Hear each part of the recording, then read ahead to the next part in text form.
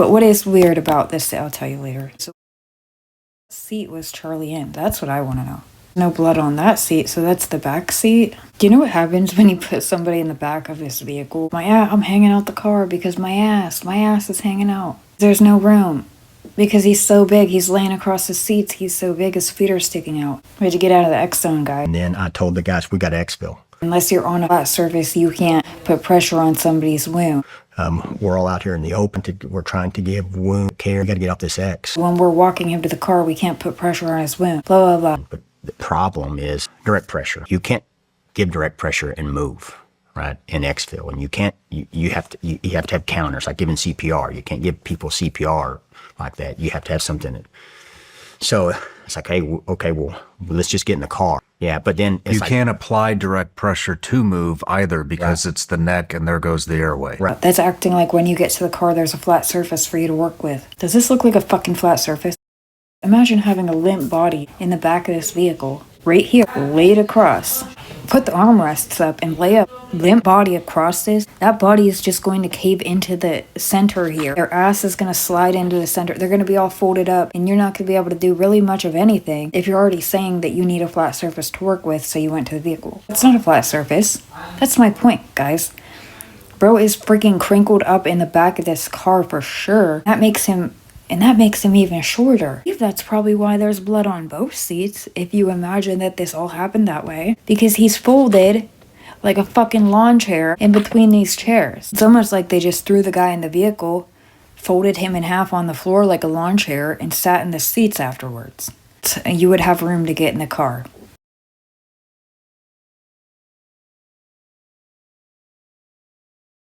I'm just saying. We get him in, but the door's not going to close.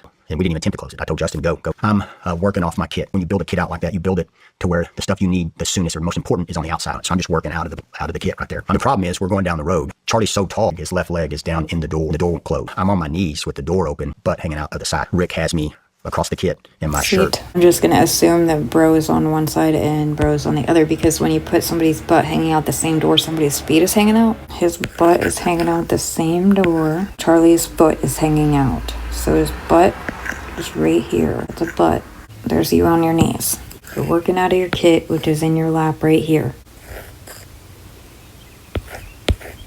And the gauze is what you're sticking into the wound on Charlie's neck. So we've got Rick somewhere over here. Put him on his knees too, or he could be sitting like in the seat. I don't know. Nobody says. And he's holding onto this guy's shoulders to keep him in the car because his butt's hanging out. Saying Charlie's like right here. Charlie's head is like right here. He's just stuffing gauze into the wound. That's the wound right there. Here's his other arms in green that he's actually working out of the kit and stuffing it into the wound. Here's his other arms that he's also putting it into the wound of him over here. This doesn't make any sense. So I'm just, packing, pressure, Okay, the way that he's demonstrating this, he's packing right here in front of him, right out of the kit that he opened up and flopped out. It gets not funny, but you look back on it now. Rick pulls Charlie across, and then I'm working off my kit. Rick pulls Charlie across, and he said that you never push, you always pull. So he went around to the other side and pulled Charlie by the shoulders, and he was putting him in the other side. Rick pulls him across, and he is skipping time, I think, and now they're in the car, and he's working out of his kit. And you build a kit, he says, from... When you build a kit out like that, you build it to where the stuff you need the soonest or most important is on the outside. What you need is right there. That'd be gauze and stuff. And he's showing the same exact way that he was doing when he was outside in the X zone on the ground with Charlie, like right between his legs. So he's saying Charlie's head or neck is right here in front of him. Okay? Okay. Right. And so all the bleed control is right here in front. So I'm just working out of the kit right there. So I'm just, packing, pressure, repack. Okay, so he's demonstrating again that Charlie is right in front of him. Packing, pressure, repack. It gets saturated, take it out.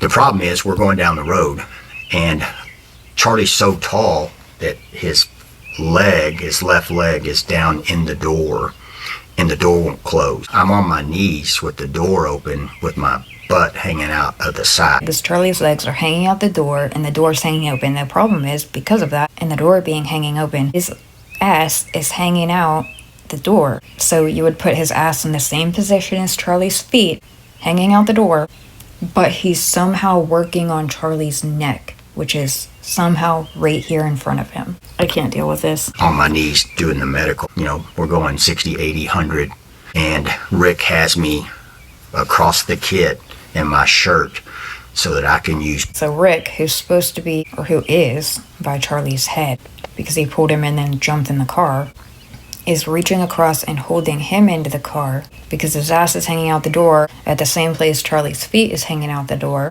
So that puts Rick by Charlie's head. Unless, like I said, Charlie is folded like a fucking lawn chair in between the two seats and they don't have a flat surface to do anything. And none of this makes any sense and all of it is a lie. Butt is hanging out the door. He's working right out of his kit. Gauze. He's pulling and stuffing the gauze. Into what? Another guy? Over here? But he's holding on to him. If there's only an entrance wound and this is it, this is where he should be stuffing the gauze in, instead of somewhere down here. How are you down by his feet with your ass hanging out the door, but also sitting there with your kit in front of you, open it up, and you're working right out of it, pulling and stuffing? Because that's how gauze works. It comes right out of this thing, and you just keep pulling it and stuffing. So does he have a wound somewhere on his ass? Was he shot up from underneath through the chair and out his throat? That's been a thought. That's been a thought I've had, and also there's a mark on the chair that would make you think that on both sides.